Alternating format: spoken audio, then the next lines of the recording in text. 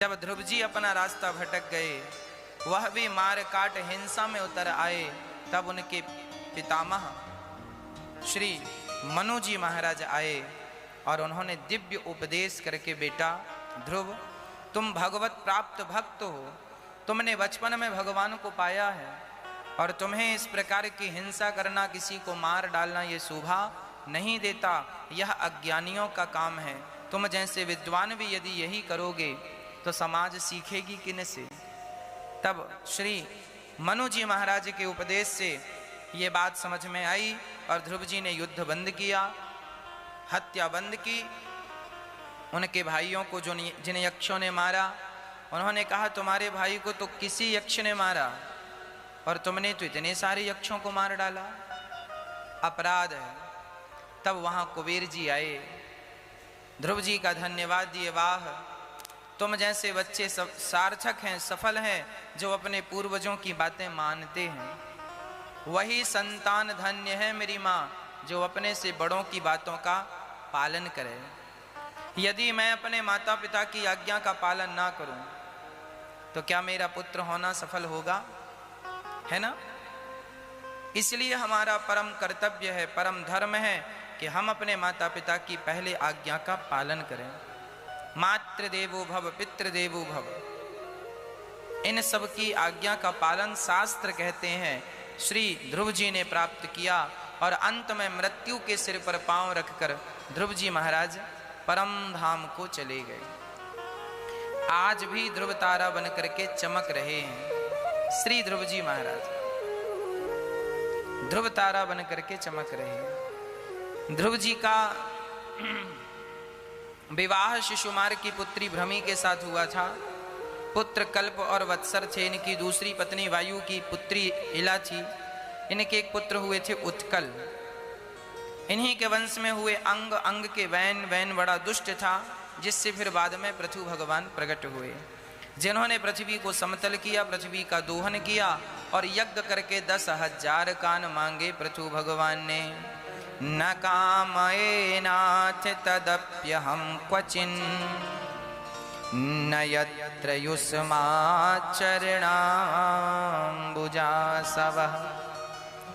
महत्तमानन्तर दया मुखच्युतो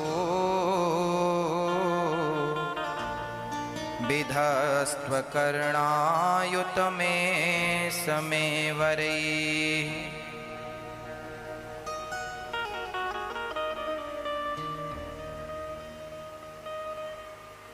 श्री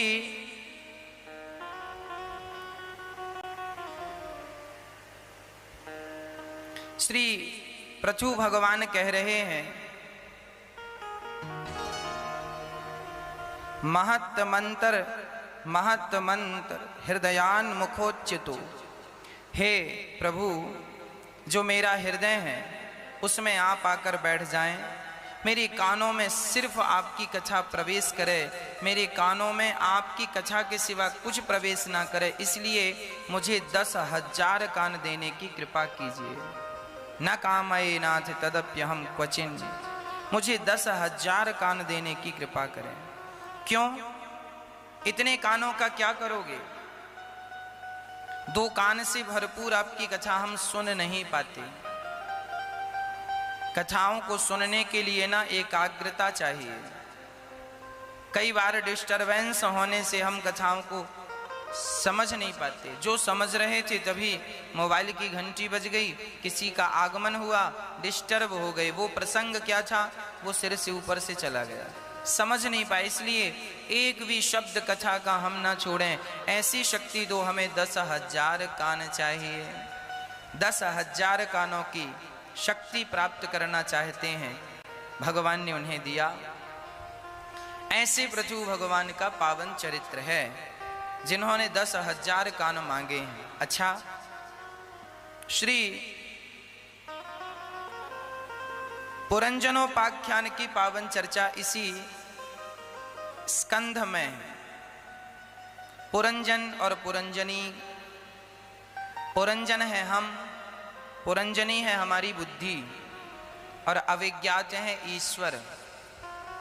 कथा तो वैसे बहुत बड़ी है पुरंजन उपाख्यान की, पर मैं बहुत छोटे से शब्दों में, कम शब्दों में आपको भावार्थ समझाने की कोशिश करता हूं। एक पुरंजन है और एक पुरंजनी है। एक पुरंजन है, एक अविज्ञात है। अविज्ञात मतलब वह जिसका ज्ञान ना हो, अर्थात ईश्वर। एक ईश्वर है और एक पुरंजन। पुरंजन मतलब हम।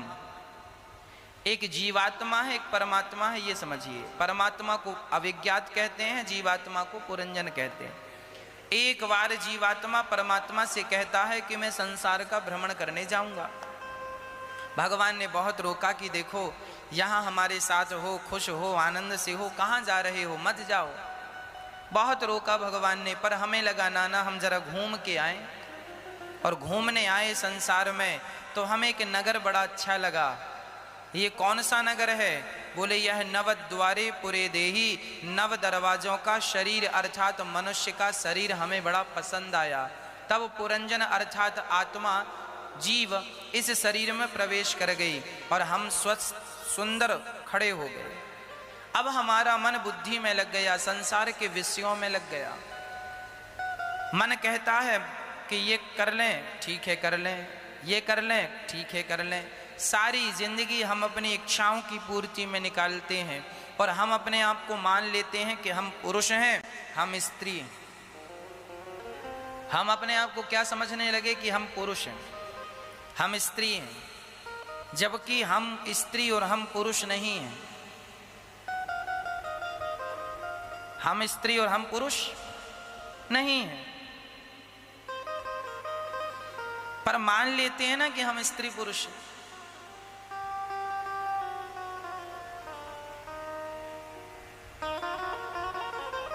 हम केवल आत्मा हैं, हम केवल ईश्वर के अंश हैं, यह सत्य है। बाकी यह काया बनती और बिगड़ती रहती है। हमारे शरीर वासांसी जीर्णानि यथा विहाय, गीता में लिखा है हमारा शरीर जो है वह बदलता रहता है। आत्मा जो है शरीर रूपी वस्त्र धारण करती है और उतार के फेंक देती है, फिर दूसरा धारण कर लेती है। हमने आज यह शरीर पाया, इसके पहले भी हमने कोई दूसरा शरीर पाया था, इसके बाद भी हम कोई दूसरा शरीर पाएंगे, क्योंकि कपड़े हम रोज बदलते हैं। उसी तरह आत्मा शरीर रूपी, शरीर एक कपड़ा है, शरीर एक कपड़ा है। आपने एक मूवी देखी हो, छोटी सी पिक्चर, उसमें यह पूरा सिद्धांत आपको मैं समझा सकता हूं। पिक्चर एक रोबोट करके पिक्चर है, मूवी है ना, रोबोट पिक्चर का नाम है। उसकी एक छोटी सी कहानी, इससे मैं आपको कुछ समझाना चाहता हूं, समझिएगा। एक रोबोट नाम की पिक्चर बनी थी बहुत पहले। उसमें क्या था, एक व्यक्ति था, एक हीरो था। उसने एक मशीन बनाई, ऐसी मशीन बनाई कि जो बिल्कुल इंसानों जैसी दिखती थी, इंसानों जैसा काम करती थी, और इंसानों से उसकी क्षमता 1000 गुना ज्यादा थी। इंसानों से उसकी शक्ति 1000 गुना ज्यादा थी। अब वो जो मशीन थी ना, वो रोबोट था। उस व्यक्ति ने उसमें ऐसा सिस्टम लगा रखा था कि वो सुनता भी था, बोलता भी था, चलता भी था, सब कुछ जानता भी था। कहाँ क्या है वो सब, एक पुस्तक को एक बार देखता तो स्कैन करके सब अंदर कर लेता, पढ़ लेता 1 मिनट में सब। उस रोबोट ने, उसके भी हार्मोन्स जाग गए। उस रोबोट ने एक लड़की से प्यार कर लिया, है ना, ये पिक्चर की पूरी कहानी है। उस रोबोट से, एक लड़की से, उस रोबोट को एक लड़की से प्यार हो गया। अच्छा, वो लड़की जानती थी कि ये मशीन है, यह इंसान नहीं है, पर वो कह रहा था ना, मैं तुमसे विवाह करना चाहता हूं। अर्थात वह रोबोट जो था वह इंसान नहीं था, पर अपने आप को इंसान मान रहा था। वह मनुष्य नहीं था, वो मशीन थी। पर चूंकि इंसानों के बीच में रह रह के उस मशीन के भी हार्मोन से शायद जाग गए और उसने कह दिया कि मैं तुमसे प्यार करता हूं। सही है ना, यही कहानी है ना जिसने देखा है। अंत में क्या हुआ, वह एक मशीन थी, वह अपने आप को इंसान समझ रहा था, मनुष्य समझ रहा था, वो मनुष्य नहीं था, वो मशीन थी। उसी तरह तुम अपने आप को मनुष्य समझ रहे हो तो तुम मनुष्य नहीं हो। जैसे वह मशीन ने अपने आप को मनुष्य समझ लिया पर वो मनुष्य नहीं था, वो एक मशीन थी। उसी तरह तुमने मनुष्य समझ लिया है अपने आप को, तुम मनुष्य नहीं हो। हम मनुष्य नहीं है। हम कौन हैं? हम ना स्त्री हैं ना पुरुष हैं। कोई, आप लोग अपने आप को स्त्री समझती हो, पुरुष अपने आप को पुरुष समझता है। ना हम स्त्री हैं ना हम पुरुष हैं। वह रोबोट था पर उसने अपने आप को पुरुष समझ रहा था, वह पुरुष नहीं था, रोबोट था। उसी तरह तुम अपने आप को स्त्री समझ रही हो, पुरुष समझ रहे हो, ना तुम स्त्री हो ना पुरुष हो। तुम क्या हो? एक जीवात्मा हो, ओनली जीवात्मा हो। सच्चाई यही है। उस रोबोट की वो मशीन, वो डिस्क निकाल दी गई, वो आदमी गिर गया। वो एक छोटी सी उसमें चिप लगी थी जिसमें सब रिकॉर्ड होता था, जिसके पास वो सब डेटा था, वो चिप निकाल दी गई, वो मशीन खाली खंडहर हो गई। ये जो चिप थी ना, आपके मोबाइल में जो डेटा है सारा जाकर के मेमोरी कार्ड में सेव होता है। यदि मेमोरी कार्ड निकाल लिया जाए तो आपके मोबाइल में कुछ रह ही नहीं जाएगा, सारी वीडियो फोटोज उसमें आ जाएंगी। उसी तरह ये जो तुम्हारी आत्मा है, यही पावर है। वो आत्मा निकल जाए तो शरीर तो धड़ाम से जमीन पे गिर जाता है, ज्यों का त्यों लोग ले जाके जला देते हैं। तो मैं कौन था? क्या मैं शरीर था? यदि शरीर था तो मैं तो तब भी था ना जब मेरी आत्मा नहीं थी। इसका अर्थ है मैं शरीर से अलग हूं। मैं कौन हूं? मैं कौन हूं? मैं कौन हूं? लोग मुझे अनिरुद्धाचार्य कहते हैं। बताओ यह अनिरुद्धाचार्य किसका नाम है? मेरे शरीर का नाम है या मेरी आत्मा का नाम है? किसका नाम है? किसका नाम? किसका है? शरीर की पहचान, मेरा ये हुलिया जो है ना, इस हुलिया को आप अनिरुद्धाचार्य कहते हैं। कल को मैं ही रूप बदल के आपके घर आ जाऊं तो आप मुझे, मैं लाग कहूं मैं ही अनिरुद्धाचार्य हो, मेरा हुलिया चेंज हो, तो आप कहेंगे ना साहब आप झूठ बोल रहे हैं। होता है कि नहीं? हाँ या ना? कई बार ऐसा हुआ है, लोग मेरे से ही आके पूछते हैं बताइए महाराज जी कहाँ मिलेंगे। हमने कहा कौन से वाले महाराज जी से मिलना? बोले अनिरुद्धाचार्य जी से मिलना है। हमसे ही पूछ लेते हैं लोग पता। हाँ, कहाँ मिलेंगे? हमने कहा ऊपर जाओ मिलेंगे। वो ऊपर आके बैठते हैं, फिर हम भी आ जाते हैं। अरे आप तो वही, हमने कहा वही तो थे हम। इसका अर्थ है ये जो हमारा नाम है, यह नाम हमारी आत्मा का नहीं है, यह नाम हमारी चमड़ी का है, स्वरूप का है। इस स्वरूप को आप जानने पहचानने लगे हैं अनिरुद्धाचार्य के नाम से।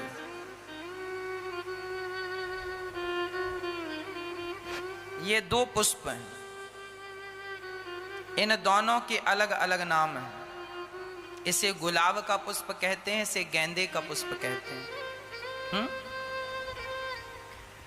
इसकी पंखुड़ियां बड़ी होती हैं, इसकी पंखुड़ियां जरा छोटी छोटी होती हैं। ये जो गुलाब है, इसका नाम जो है, इसकी आकृति को हम गुलाब कहते हैं। यदि इसके ही जैसा कोई दूसरा पुष्प भी आए तो थोड़ी देर को हम उसे भी गुलाब ही कहेंगे।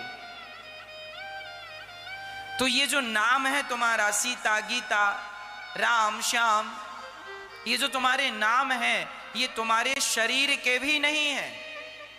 शरीर का जो वर्तमान में हुलिया है, जिसे लोग पहचान रहे हैं। चलो, आपका दोस्त यदि आपको 20 साल बाद मिल जाए और आप जाकर खड़े हो जाएं, वो कहेगा साहब कौन हो? अरे पहचानता नहीं, मैं तेरा मित्र वही। अच्छा तू वही है? हाँ। अच्छा तू फलाना? हाँ हाँ। अरे अब पहचाना। लो, खड़ा तो सामने था पर 20 साल में उसका हुलिया बदल गया। जिस हुलिया को उसने देखा था माना कि आपका नाम घनश्याम है। मैंने घनश्याम को देखा बचपन में, अब वो घनश्याम 20 साल बाद जवान होके जब मुझे दिखा तो मैं पहचाना नहीं, क्योंकि मैं उस हुलिया को, घनश्याम का वो हुलिया मेरी आंखों में था। अब तो घनश्याम का हुलिया बदल गया ना। अब जब कोई बताएगा ये वही है, तब फिर वो हुलिया भी मेरी आंखों में स्कैन हो जाएगा और मैं उसे उस नाम से भी पहचानने लगूंगा। कहने का तात्पर्य यह है, नाम जो होता है वह आत्मा का नाम नहीं है, शरीर का नाम है। और शरीर में भी वह शरीर जिस शरीर को आप जानते हैं, पहचानते हैं, जिस हुलिया को आप जान रहे हैं। इसलिए नाम शरीर का है। और मैं कौन हूं? मैं शरीर नहीं हूं, मैं ईश्वर से निकली हुई, ईश्वर ही आत्म तत्व के रूप में सबके भीतर प्रवेश कर रहे हैं, वास कर रहे हैं। लोग कहते हैं भगवान क्षीर सागर में रहते हैं। सच कहता हूं मेरी मां, तुम्हारा हृदय ही क्षीर सागर है और परमात्मा ही वह आत्मा है। सबके भीतर परमात्मा रहते हैं, सबके भीतर हरि व्यापक सर्वत्र समाना। लोग ढूंढते हैं भगवान को, भगवान कहाँ है, भगवान कहाँ है? अरे तुम ही तो भगवान हो। तुम दूसरों को क्या ढूंढते हो, दूसरों को क्या पहचानते हो? जिस दिन अपने आप को पहचान लोगे उस दिन भगवान के निकट चले जाओगे। ईश्वर ही हो तुम, तुम्हारे अंदर जो देखने की, सुनने की, बोलने की क्षमता है वह ईश्वर ही है। अब तुम इस बात को ना जानो तो हम क्या करें? अंत में वह पुरंजन स्त्री का चिंतन करते करते मरा और फिर स्त्री बना। तब अभिज्ञात ने उसे कहा, कहाँ स्त्री बना डोल रहा है? पिछले जन्म में तू पुरुष था, स्त्री का चिंतन करके फिर स्त्री बन गया। जन्म और मृत्यु के कुचक्र से कोई निकाल सकता है, केवल भगवान निकाल सकते हैं। इसलिए जल्दी से संसार से मन को हटाकर भगवान में मन को लगा देना चाहिए। एक बार प्रियव्रतो भागवत आत्मा रामः कथं मुने ग्रहे रमत यन्मूलः कर्म बंधा पराभवः। सुखदेव भगवान से परीक्षित ने कहा कि मैंने 3 बेटियों की कथा सुनाई, एक बेटे की कथा सुनाई, अब मनु जी के दूसरे बेटे प्रियव्रत की कथा सुनाता हूं। परीक्षित ने कहा प्रियव्रत तो सन्यासी थे, वो विरक्त थे, फिर उन्होंने गृहस्थी कब बसाई? बोले भगवान के कहने से उन्होंने विश्वकर्मा की पुत्री वर्हिष्मती से विवाह किया, जिनके पुत्र आग्नेत्र हुए, फिर नाभि हुए, फिर अंग हुए। इन्हीं के वंश में आगे चल के भगवान ऋषभ देव जी हुए, जिनके 100 पुत्र हुए। ऋषभ देव जी ने अपने 100 बच्चों को खड़ा करके और 100 बच्चों को उपदेश किया। नायम देहो देह भाजाम नृलोके कष्टान कामान नरहते विडभुजाम ये तपो दिव्यम पुत्रकायेन सत्वम शुद्ध्यैद्यस्मात् ब्रह्म सौख्यम त्वनन्तम। श्री ऋषभ देव जी अपने बच्चों से कहते हैं, नायम देहो देह भाजाम नृलोके, ये जो शरीर है ये हमें क्यों मिला है? कभी इस पर विचार किया है?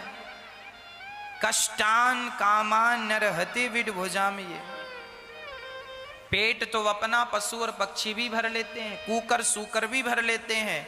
तो क्या तुम खाने ही संसार में आए हो? क्या सोने ही संसार में आए हो? क्या बच्चे ही पैदा करने आए हो? ये काम तो लगभग सब कर रहे हैं। इसलिए तुम जागो और अपने स्वरूप में स्थित हो जाओ और भगवान का चिंतन करके अपना लोक परलोक सवार लो। इसी से हम सबका कल्याण है।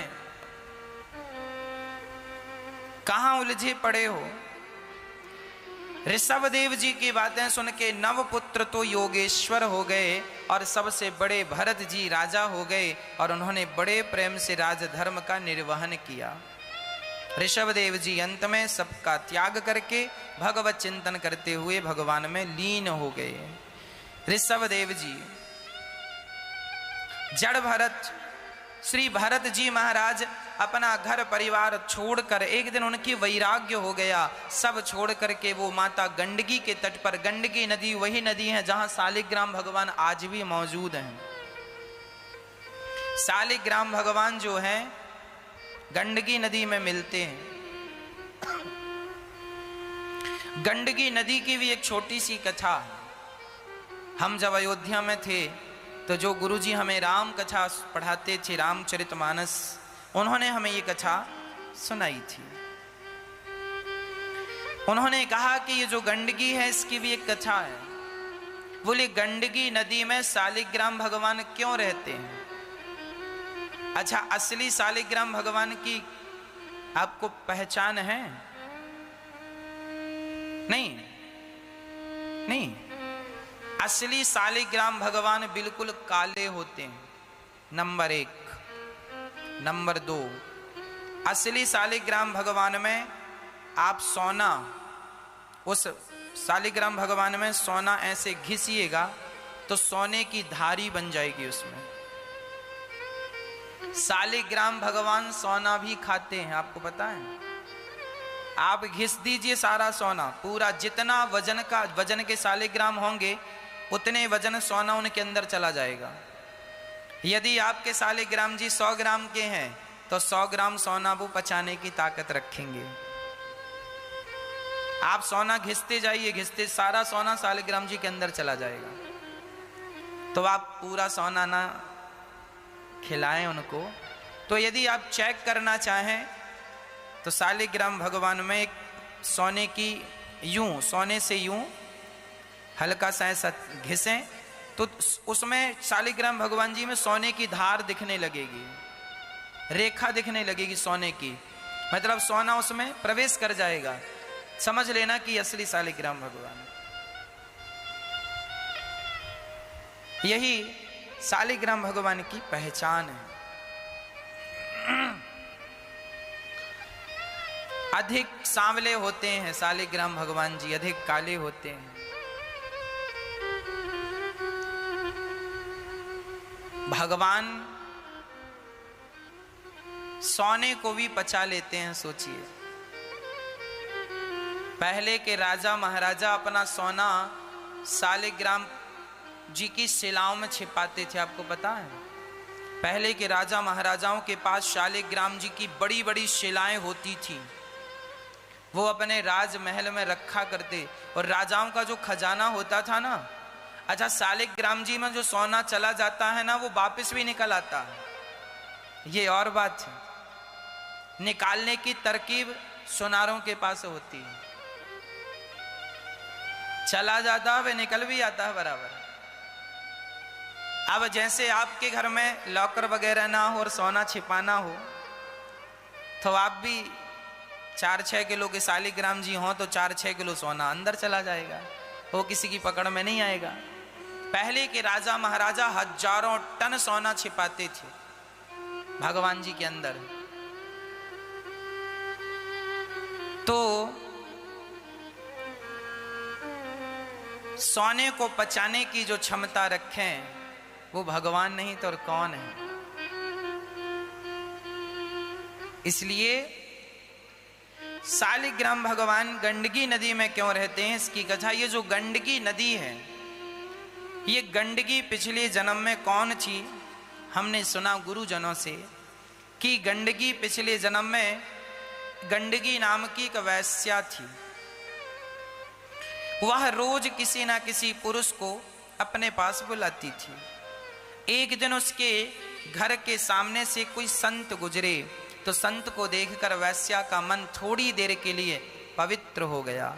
चरणों में जाकर गिर पड़ी, महाराज मैं बहुत बड़ी पापनी हूँ, मैंने बहुत पाप किया है, मेरा काम केवल शरीर का व्यापार है। क्या मुझ जैसी अभागिनी, मुझ जैसी पापनी का भी क्या उद्धार संभव है? संभव है?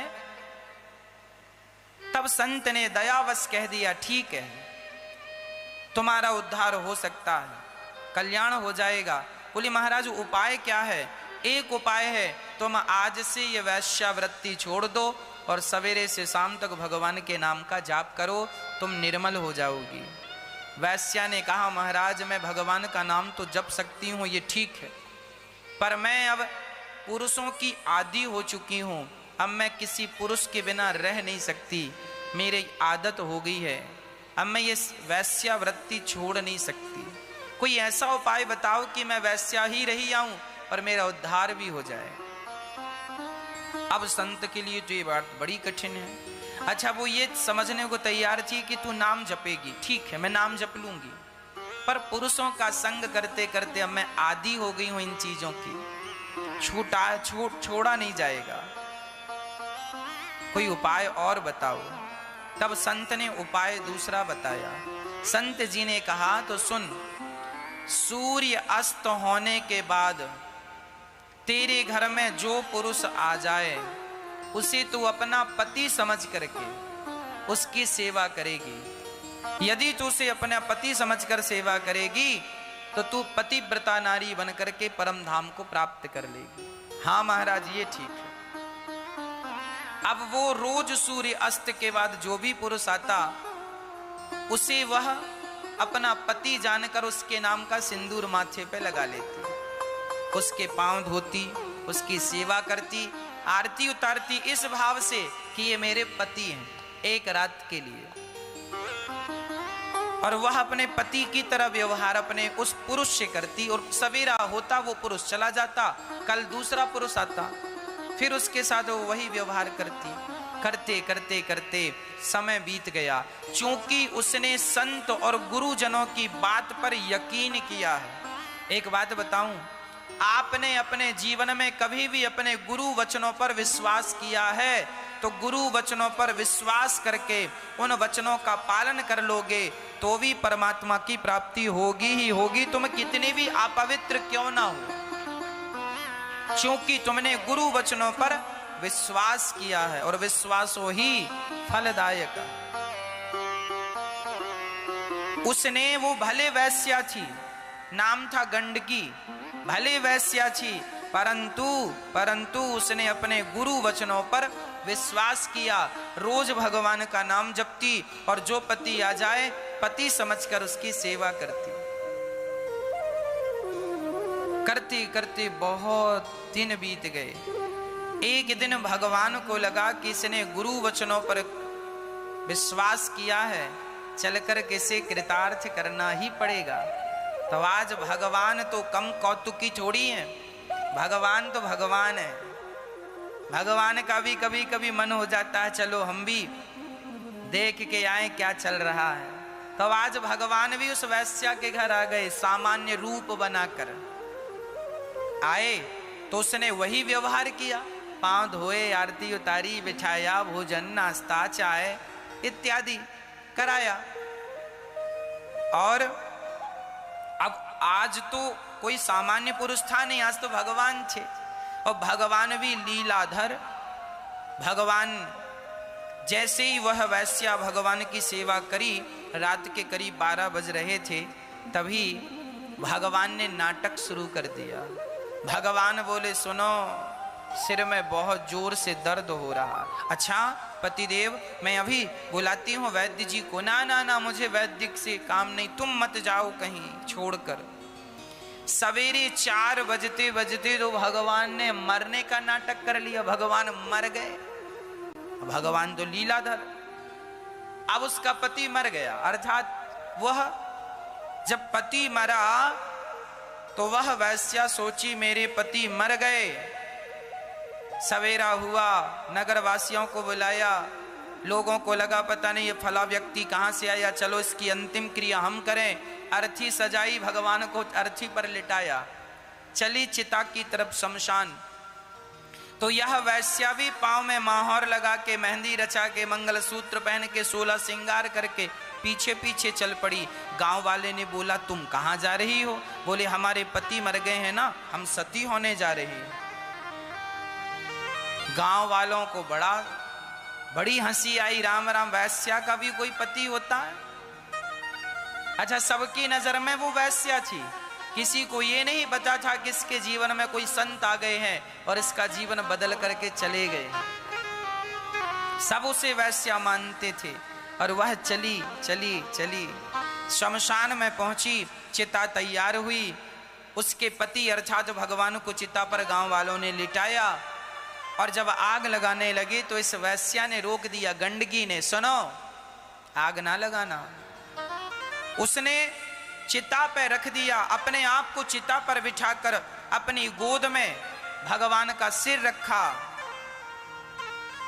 और कह दिया कि हे विधाता, यदि मैं सच्ची पतिव्रता हूं, मैंने गुरु वचनों पर विश्वास करके, यदि मैंने गुरु के वचनों को मैंने नहीं तोड़ा, और यदि मैं सच्ची पतिव्रता हूं, मैंने अपने इस पति से प्रेम किया है, तो हे अग्नि देवता प्रकट हो जाओ। कहते ही सचमुच चिता में आग लग गई, चिता जलने लगी। अब भगवान ने एक आंख खोल के देखी कि ये भागी तो नहीं, आग लगी है सो कोई भी भागेगा। अब भगवान ने एक आंख खोली और जब खोल कर देखी तो वो बैठी आंख बंद करके। भगवान को लगा ये तो बिल्कुल पक्की है। अब भगवान ने दोनों आंखें खोली और जब चिता जलने लगा, उसका शरीर जलने लगा और वो फिर भी बैठी। भगवान समझ गए चेली पक्की है, पक्की है। तुरंत भगवान प्रकट हो गए, वाह देवी, मैं तुम्हारी गुरु भक्ति से प्रसन्न हो गई हूं, मुझसे वरदान मांगो, क्या चाहती हो? उसने हाथ जोड़कर कहा, हे विधाता, आज तक मैंने जीवन में इतना सुख नहीं पाया। जब आपका सिर मेरी गोद पर था तब मुझे सबसे ज्यादा सुख मिल रहा था। मैं यही चाहती हूं नाथ कि आपका सिर सदा सदा के लिए मेरी गोद में रहे, आप सदा के लिए मेरी गोद में विराजमान हो जाओ। भगवान ने तथास्तु कह दिया। कहा, अब से तुम गंडकी नदी बनकर बहोगी और मैं सालिग्राम बनकर सदा तुम्हारी गोद में रहूंगा।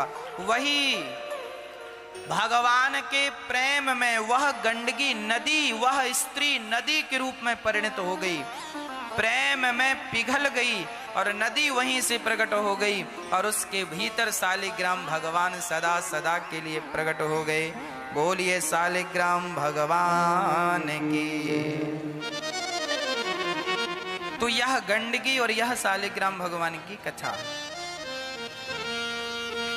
इसी आज वर्तमान में यह गंडकी नदी नेपाल में बह रही है। आज यह नदी कहाँ है? नेपाल। आज भी कहते हैं कि वहां तुलसी ऐसे डालने से ना सालिग्राम भगवान मैग्नेट की तरह चिपक करके ऊपर आ जाते हैं। पूरी दुनिया में केवल गंडकी में ही सालिग्राम भगवान पाए जाते हैं और दुनिया में कहीं के पत्थर में इतनी शक्ति नहीं है कि वो सोने को रख सके, पचा सके। केवल गंडकी नदी में सालिग्राम भगवान की शिला ही ऐसी शिला है जो सोने को भी धारण कर सकती है। दुनिया के कोई पत्थर में इतनी ताकत नहीं है, इसलिए इस पत्थर को भगवान का दर्जा दिया गया। ये ईश्वर है। ये सालिग्राम भगवान की कोई प्रतिष्ठा नहीं होती। लाओ और पूजा करनी शुरू कर दो। ये स्वयं प्रतिष्ठित है, सर्वशक्तिमान है। सालिग्राम भगवान चाहे जरा इतने से हो या इतने बड़े, वो एक ही परिणाम देने वाले हैं। उनमें भेद नहीं समझना चाहिए। और हर वैष्णव के घर में, हर सनातनी के घर में सालिग्राम भगवान होने चाहिए। लड्डू गोपाल जी और सालिग्राम जी के बिना घर तो घर नहीं, शमशान है। जिसके घर में लड्डू गोपाल जी ना हो, शालिग्राम जी ना हो, उस घर का पानी भी पीना नहीं चाहिए, चाहे वो घर भले ब्राह्मण का ही क्यों ना हो। पंडित जी के घर में भी यदि लड्डू गोपाल जी और यदि शालिग्राम भगवान नहीं है तो उस ब्राह्मण के घर में भी पानी पीने का हक नहीं। भक्तों के लिए ये बातें विस्तार से लिखी हैं। इसलिए शालिग्राम भगवान और लड्डू गोपाल जी का होना आवश्यक है। लड्डू गोपाल जी की पूजा स्वयं माताएं कर सकती हैं, शालिग्राम भगवान की पूजा केवल पुरुषों को करना चाहिए। शालिग्राम भगवान की पूजा स्त्रियां नहीं कर सकती हैं। स्त्रियां क्यों नहीं करें, इसके पीछे भी एक कथा है। चर्चा कुछ ऐसी है कि जब वृंदा, चलो अब हम आपको पूरी कथा सुना ही देते हैं, संदेह ना रह जाए। जिस धरती में आप बैठे हैं इसे वृंदावन कहते हैं। इसे क्या कहते हैं मेरी माँ? वृंदावन। आपको पता है कि वृंदावन का नाम वृंदावन कब से पड़ा? वृंदावन को वृंदावन क्यों कहा जाता है? बोलो, आज हम आपको बतलाएंगे।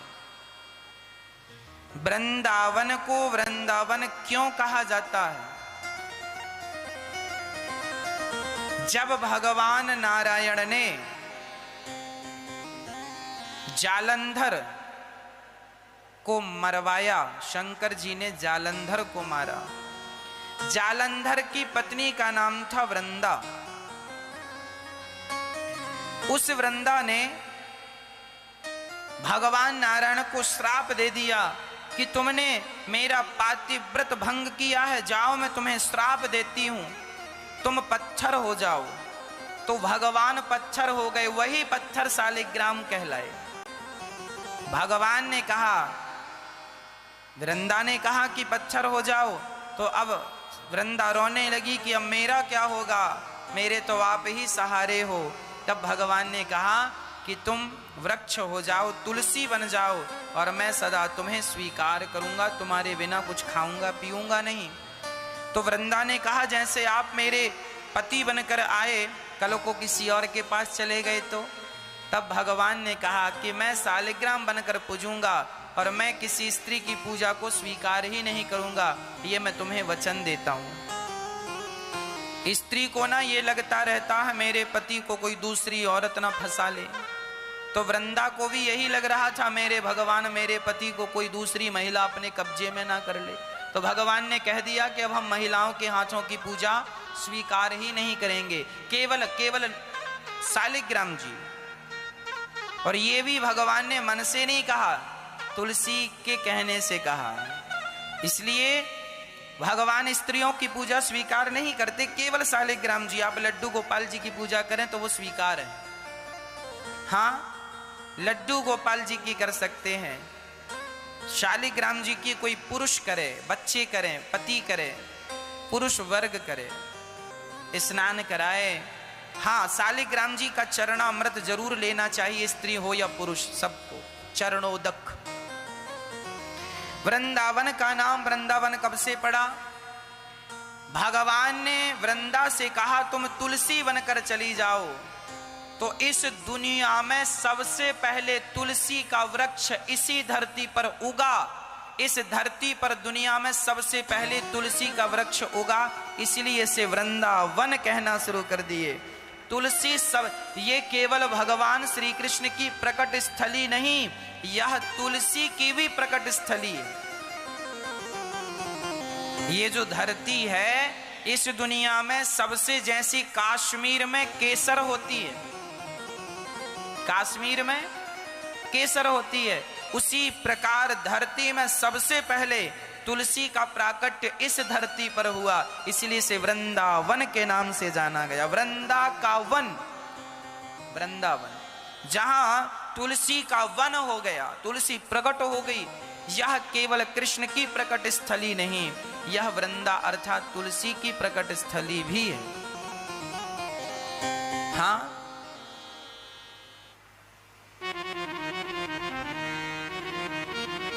इसलिए तुलसी का एक नाम भी है, तुलसी का एक नाम है वृंदावनी। तुलसी का नाम है, तुलसी तो इसका नाम है ही, वृंदा तो इसका नाम है ही, वृंदावनी भी इसका नाम है, तुलसी का नाम। तुलसी की बड़ी महिमा है। जिसके गले में तुलसी होती है वह कभी नरक नहीं जाता। इसलिए तुलसी की माला हम सबको धारण करनी चाहिए। तुलसी हम सबके गले में होनी ही चाहिए। जो आदमी मर जाता है, कई बार आपके घर में तुलसी सूख जाती है, उस तुलसी को फेंका ना करो। सूख गई तुलसी, उसकी लकड़ियां तोड़कर व्यवस्थित सुरक्षित रख दो। क्या करें, जब घर में पूजा पाठ हवन इत्यादि कभी हो तो हवन कुंड में लकड़ी छोटी सी तुलसी की डालकर उसमें हवन करने से, तुलसी की लकड़ी पर हवन करने से भगवान जल्दी प्रसन्न होते हैं। इतनी सारी लकड़ियां कहां मिलेंगी कि उसमें हवन करें, तो ज्यादा ना सही थोड़ी सी तुम तुलसी डाल सकते हो। और जब कोई मर जाता है और आप यदि उसके मरने पर गए हैं, खासकर मैं पुरुष वर्गों से कह रहा हूं, जब आप किसी के मरने पर जावें, उसकी अंतिम यात्रा पर, शव यात्रा पर, तो अपने घर से खाली हाथ ना जाया करो। शव यात्रा पर एक तुलसी का तिनका, तुलसी की लकड़ी लेकर जाया करो। और जब मुर्दा जलने लगे तो उसकी चिता पर आग लगाने से पहले सब लोग छोड़ते हैं ना उसके ऊपर, वहां एक विधान होता है, तो तुलसी चिता पर छोड़ देना चाहिए। कहते हैं जो तुलसी की चिता पर जलता है वह भगवान के धाम को प्राप्त करता है। तो तुलसी की चिता तो आज बन नहीं सकती, इतनी सारी लकड़ियां तुलसी की कहां आएंगी। तो कोई बात नहीं, तुमने तुलसी का एक तिनका भी यदि उसकी जलती चिता पर डाल दिया तो वह भगवान के धाम को जाएगा। यह तुलसी की महिमा है, यह तुलसी की महिमा है। इसलिए तुलसी बहुत महत्व रखती है।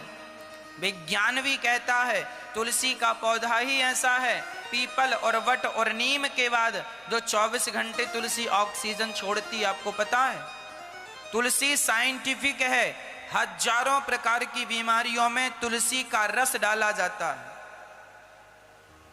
साइंस भी इसे प्रूव कर चुका है। इसलिए ये तुलसी हम सबकी माता इसलिए है क्योंकि यह हम सबको बीमारी से बचाती भी है, और केवल बीमारी नहीं, भाव रोग की बीमारी से भी तुलसी मुक्त कर देती हैं। बोलिए तुलसी महारानी की जय। रोज हमें तुलसी महारानी का पूजन करना चाहिए। हाँ, रोज हमें तुलसी को चंदन, तुलसी को जल थोड़ा सा ही डाल दें, ज्यादा 1 लोटा जल पूरा तुलसी में ना डालें। तुलसी में ज्यादा जल डाल देंगे ना तो तुलसी की जड़ें भी सूख जाएंगी, तुलसी सूख जाएगी। थोड़ा पानी डालें जितने की, बाकी पानी बाजू में बर्तन रख लें, उसमें चढ़ाएं तुलसी की रूप, थोड़ा सा छिड़क दें और बाकी चढ़ाएं। गंध, अक्षत, पुष्प, धूप और घी का दिया तुलसी के पास जलाना चाहिए।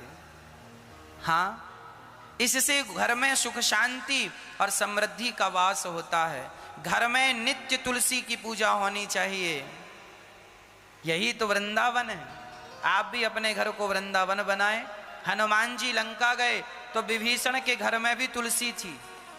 राम नाम अंकित ग्रह शोभा वर्णि न जाय, नव तुलसी का वृंद तहां देखे हरस कपिराय। लंका में भी विभीषण जी तुलसी पूजा करते थे। इसलिए हमारे सनातन संस्कृति में तुलसी की पूजा आवश्यक नहीं, अति आवश्यक है। इसलिए तुलसी की पूजा हम सभी को करनी चाहिए। वृंदा गंडकी नदी के तट पर श्री भरत जी महाराज गए और भरत जी ने प्रेम पूर्वक भगवत चिंतन करना स्टार्ट कर दिया। अभी भगवान का भजन कर ही रहे थे और श्री भरत जी की एक मृगी पानी पी रही थी और उसका पेट में बच्चा था, गर्भवती थी, अर्थात वो प्रसव के दर्द से तड़प रही थी, पानी पी रही थी। तभी शेर ने दहाड़ लगाई और वह अपनी जान बचाने आगे बढ़ी। परिणाम स्वरूप उसका गर्भ पानी में गिर गया और वह मृग का बच्चा तड़पने लगा। भरत जी उसे बचाकर अपनी कुटिया में ले आए। किसी की रक्षा कर लेना बुरा नहीं था, पर गलती यह हो गई, भरत जी ने उस मृग के बच्चे से प्यार कर लिया। ये जो प्यार है ना, यही हमें नरक ले जाता है। इसलिए प्यार जगत से नहीं, जगन्नाथ से होना चाहिए। भगवान ही प्रेम के योग्य हैं। Love is God, God is love. ईश्वर ही प्रेम है और प्रेम ही ईश्वर है। संसार के लोग ये प्रेम नहीं जानते। भरत जी मृग से प्रेम करने लगे और प्रेम भरत जी मृग का। अब माला जपना छोड़ दिए और मेरा मृग मेरा मृग मृग मृग मृग जपने लगे। और जब मरे तो यमराज ने दूतों को भेजा, जाओ। जब भरत जी जाने लगे तो मृग का चिंतन, मेरे मृग का क्या होगा।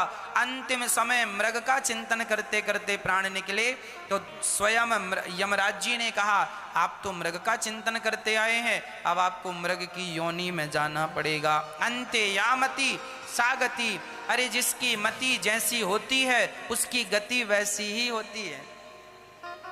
हाँ मैया जी, ओ मेरी माँ, कहाँ ध्यान है आपका। हाँ, हमारा मन जहां लगेगा, हमारी मति जहां होगी, हमारी गति भी वही होगी, वैसी ही। इसलिए संभल कर बैठना जग में, जरा संभल जाओ और सावधान हो जाओ। तुलसी मृग संयोग से भरत धरे मृग देह, तुलसी उनकी कौन गति जो घर घर करत स्नेह। भारत जी ने तो एक मृग में मन लगाया तो मृग बन के आना पड़ा, और आज दुनिया वाले तो ना जाने कहां कहां मन लगाते हैं। इसलिए कहता हूं ज्यादा जगह मन ना लगाया करो। मैया अच्छा बताओ, आपने कितनी जगह मन लगाया है। हाँ, बेटे में, बेटी में, नाती में, पोते में, पति में, परिवार में, पैसे में, इतनी जगह मन लगा है महाराज। फिर पड़ोसन में, और फिर कुत्ता भी तो पालना है, कुत्ते में। इतनी सारी जगह लोगों का मन लगा हुआ है। अरे भैया, एक गांठ होए ना तो खुल भी जाए। चलो 2 गांठ भी खोलना आसान है, पर 3 गांठ लग जाए तो जरा कठिन है खोलना, और 4 लग जाए और कठिन। अब आपके दोनों हाथ बांधकर, कोई एक गांठ बांधकर आपको पानी में फेंक दे तो एक गांठ आपकी है, और आपको पानी में डाल दिया बांध के तो एक गांठ तो आप आराम से खोल के बचने की संभावना है। बोलो हाँ या ना। अच्छा, 2 गांठ लगाकर आपको हाथ बांधकर कोई पानी में फेंक दे तो आप कोशिश करके मुंह से 2 गांठ भी खोल सकते हैं, संभावना है। पर खतरा तब बढ़ जाता है जब गांठें 3 हों, और खतरा और ज्यादा हो गया जब गांठें 4 हों, और मरने की पूरी संभावना हो जाती है जब गांठें 5 हों। आप बताओ साहब, आपकी कितनी गांठें? कितनी कितनी मैया? उतनी ही लगाना जितना मरने से पहले खोल सको। खोलना भी तुम्हें ही है, ना खोलोगी तो फिर अगले जन्म में आओगी वही बनके 84। खोलना तुम्हें ही है, ना भगवान खोलने आएंगे, ना पड़ोसी खोलने आएंगे, ना तुम्हारा बेटा खोलने आएगा, ना तुम्हारी बिटिया खोलने आएगी, तुम्हें ही खोलना है। खोलो तो ठीक है, नहीं घूमो 84 के चक्कर में, जन्म मृत्यु जन्म मृत्यु जन्म मृत्यु। कई लोगों ने तो 20 गांठ लगा रखी हैं। अब तो बच्चे 2-2 3-3 होने लगे, पहले तो 12-12 बच्चे होते थे।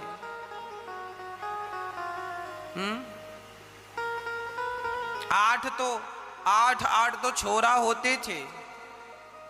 हाँ, और 6 छोरियां। कई बार तो माँ बाप भूल जाते थे कि बच्चे का नाम क्या है, इतने सारे थे। इतनी फौज होती थी पहले, पूरी क्रिकेट टीम।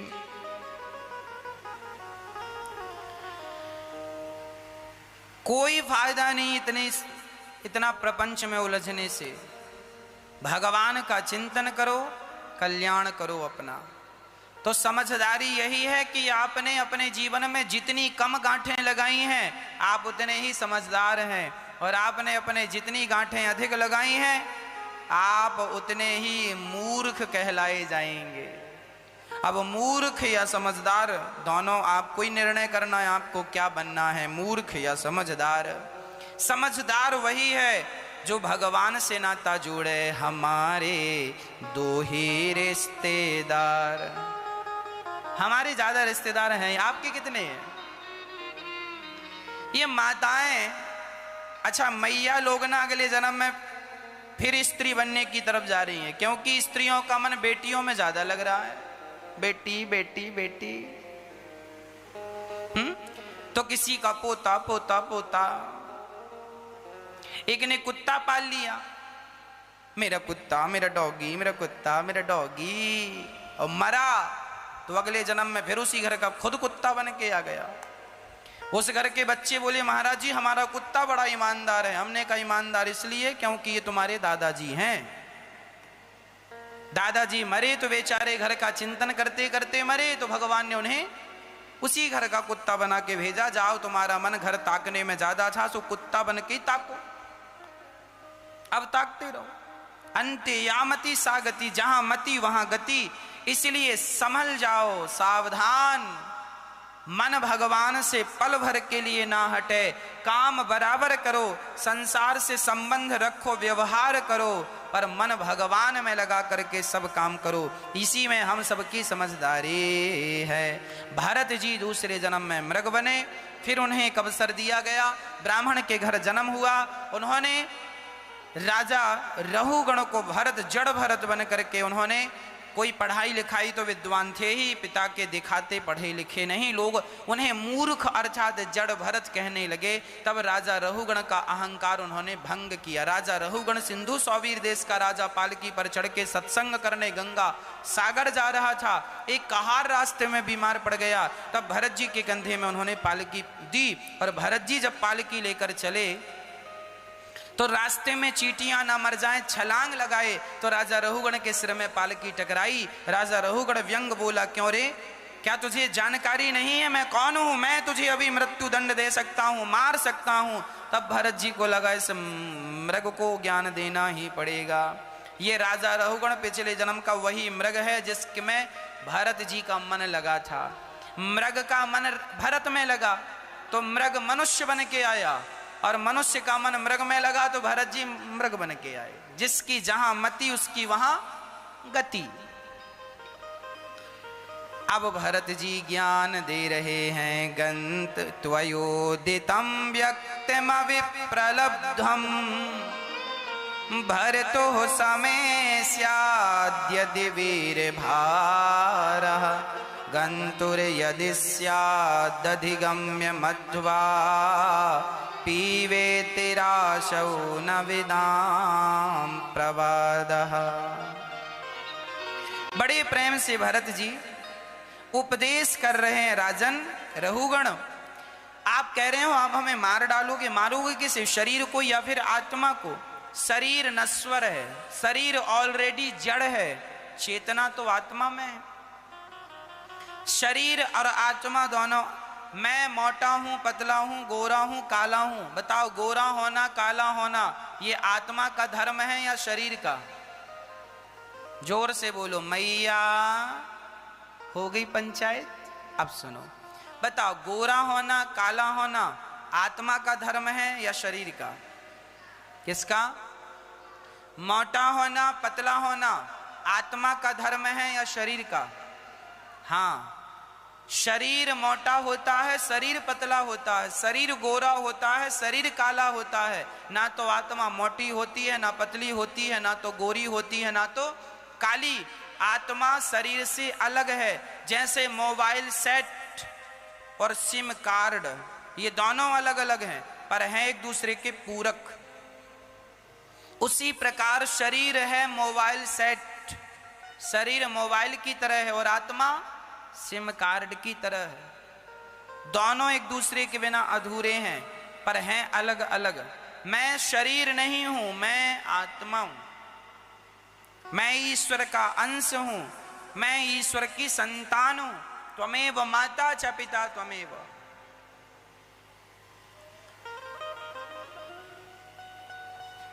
हम ये कहें कि हम परमात्मा की संतान हैं। एक बार क्या हुआ मैया, एक शेर का बच्चा ना गीदड़ों की झुंड में आके मिल गया। वो गीदड़ों के संग रहता, सो गीदड़ जो खाए शेर का बच्चा खाए, गीदड़ जहां सोए शेर का बच्चा वहां सोए। जैसा वो बोले ये भी वैसे बोलने का अभ्यास करे, क्योंकि संगत गीदड़ों की थी। तो शेर का बच्चा अपने आप को क्या समझने लगा, बड़ा उन्हीं के संग हुआ, तो उसने भी अपने आप को गीदड़ समझा। एक दिन शेर की दृष्टि पड़ी, ये तो हमारी जात का खानदान का लग रहा, ये गीदड़ों के बीच में क्या कर रहा। जोर से दहाड़ लगाई, सब भाग गए। उसने भी कोशिश करी तो उसने भी दहाड़ लगाई। शेर के बच्चे ने बोला, ए यहां आ, ये तू गीदड़ों के संग क्या कर रहा, तू तो शेर का बच्चा है। अरे भैया शेर का बच्चा नहीं हूं मैं तो गीदड़ों का हूं, क्योंकि मैं उन्हीं के संग रहता हूं, खाया सोया उन्हीं के संग। अरे पागल, तू रास्ता भटक गया था, गीदड़ों के झुंड में धोखे से मिल गया था, तू शेर का बच्चा है, पर गीदड़ों के संग में रहते रहते अपने आप को तू गीदड़ समझ रहा। उसी तरह हम सब भगवान की संतान हैं, पर अज्ञानवश संसार के लोगों के बीच में रहते रहते, गीदड़ों के झुंड में रहते रहते हमने भी अपने आप को गीदड़ समझ लिया है। हम हैं उस परमात्मा की संतान। त्वमेव माता च पिता त्वमेव, भगवान ही हमारे माई बाप हैं, मात पिता तुम मेरे। हम लोग गाते हैं ना, मात पिता तुम मेरे, शरण गाहूं मैं किसकी, स्वामी शरण पढ़ूं मैं किसकी, तुम बिन और न दूजा, आस करूं मैं किसकी।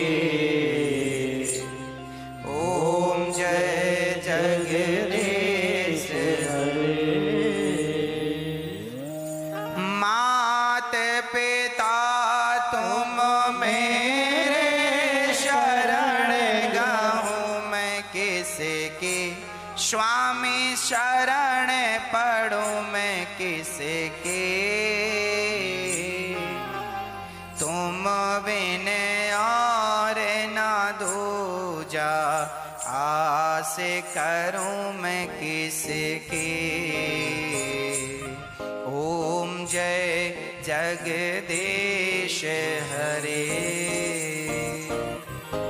मात पिता तुम मेरे, मतलब हमारे असली माई बाप, हम भगवान की संतान है, पर अब झुंड गीदड़ों का मिला है। इसलिए आप लोग अपने आप को क्या समझ रहे हैं, मैं सीता हूं, मैं गीता हूं, मैं रामबाई हूं, मैं फलाना हूं, मैं ढिमका हूं, मैं ये हूं। तुम वो नहीं हो जो समझ रहे हो, तुम जो हो वो तुम्हें पता ही नहीं कि तुम क्या हो। तुम भगवान की संतान हो, पर झुंड है, जिस झुंड में रहता है व्यक्ति वैसे ही हो जाता है। पहचानो अपने आप को। भारत जी राजा रहुगण को दिव्य उपदेश करते हैं। राजा रहुगण ने कहा, तो क्या इंद्रियों का प्रभाव आत्मा पर नहीं पड़ता?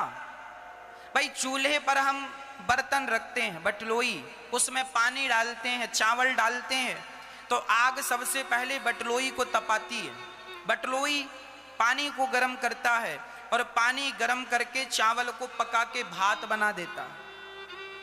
मतलब आग की गर्मी चावल तक पहुंच गई ना, चावल को भी पका दिया कि नहीं।